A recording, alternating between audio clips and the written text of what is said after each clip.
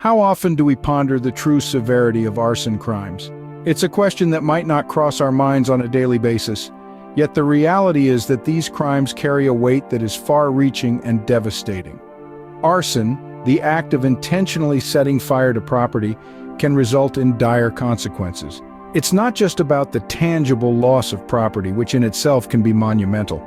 The ripple effects extend to the potential loss of life, injuries, and the psychological trauma inflicted on the victims. But the ramifications of arson go beyond the immediate victims. It ties up valuable resources, taxing our firefighters, law enforcement, and emergency services. It can disrupt communities and, in severe cases, even economies. From a legal perspective, the penalties for arson are severe, reflecting the seriousness of the crime. They can range from hefty fines to lengthy prison terms and, in extreme cases, even capital punishment. This severity was recently highlighted in a high-profile arson case in Japan. The recent verdict in a high-profile arson case in Japan underscores the seriousness of such offenses. To fully comprehend the consequences of arson, we delve into the timeline of a tragic event that unfolded in Japan. Our story begins with an unassuming day that would soon be etched into the annals of the country's criminal history. It was a day that started with the meticulous planning of an act of arson. An individual whose identity will later send shockwaves through the nation was in the final stages of plotting an attack that would cause untold devastation. His plans were not hasty or spontaneous. They were deliberate, calculated, and chillingly precise. The next phase in our timeline is the execution of the crime. The arsonist arrived at the site, a building teeming with unsuspecting occupants. He carried with him an arsenal of flammable materials, each item a testament to his gruesome intent. Without any hint of remorse or hesitation, he set the building ablaze. The fire quickly spread, consuming everything in its path, leaving no room for escape. As the flames danced menacingly, the arsonist watched the chaos unfold, the screams of the trapped victims echoing through the night. Emergency services soon arrived, their sirens cutting through the clamor of the inferno, but the damage had been done. The scene was a horrifying tableau of destruction and despair. In the aftermath of the attack, the community was left reeling. The death toll was catastrophic. Lives were irrevocably altered, and a sense of safety was shattered.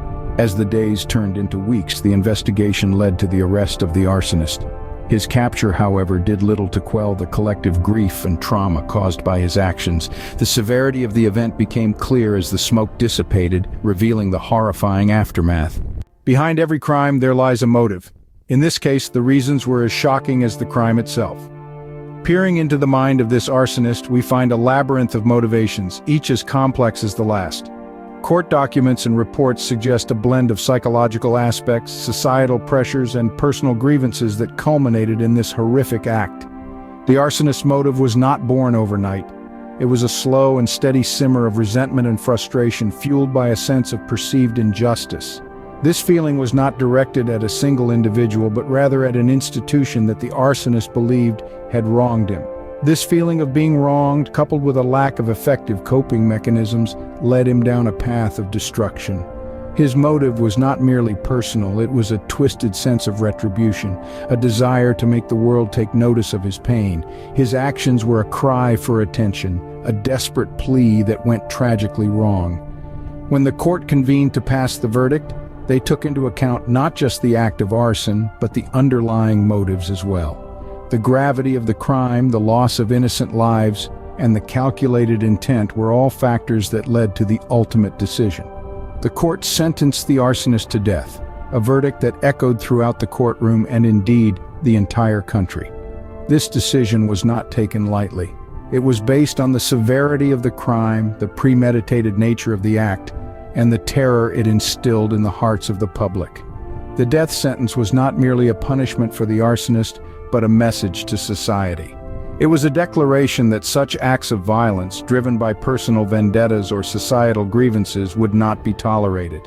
It was a clear signal that the justice system would not hesitate to impose the sternest of penalties to safeguard the public's peace and security. In the end, the court's decision served as a stern reminder of the severe consequences of such heinous acts.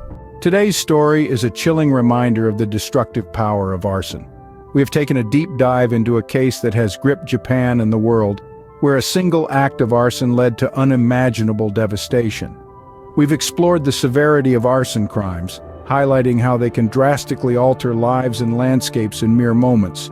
We've walked through the timeline of this particular attack, a tragic event that unfolded in Japan, causing not only physical damage but also emotional distress on a massive scale.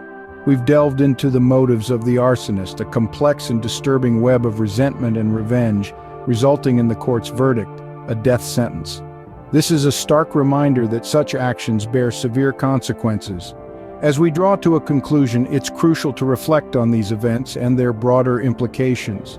We must remember that behind every crime there's a story, often a complex interplay of factors. Unraveling these can provide insights into prevention and intervention strategies. As we reflect on this tragic event, we are reminded of the importance of understanding and addressing the root causes of such crimes in hopes of preventing them in the future.